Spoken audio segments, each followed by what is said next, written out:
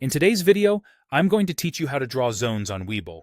By the end, you'll be able to mark clear support and resistance areas, so your charts tell a more accurate story of where price tends to react.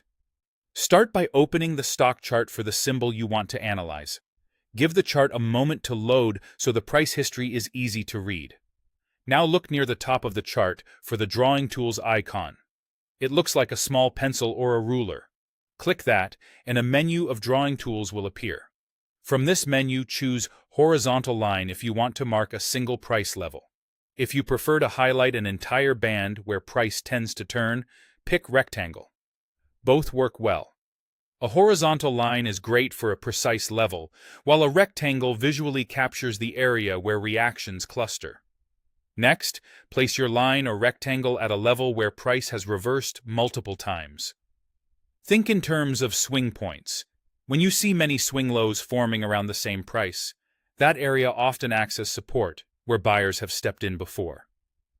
When you see many swing highs near the same price, that area often acts as resistance, where sellers have pushed price back down.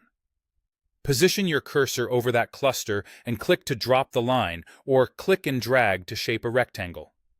If it doesn't look quite right, simply adjust its position so it aligns with those repeated turns. To draw an actual zone, don't rely on just a single thin line. Use two horizontal lines to frame the upper and lower boundaries of that reaction area, or draw one rectangle that covers the same band. Aim to capture the range that includes the highest and lowest meaningful touches in that cluster. A slightly wider zone is often more reliable because price rarely pivots at the exact same penny.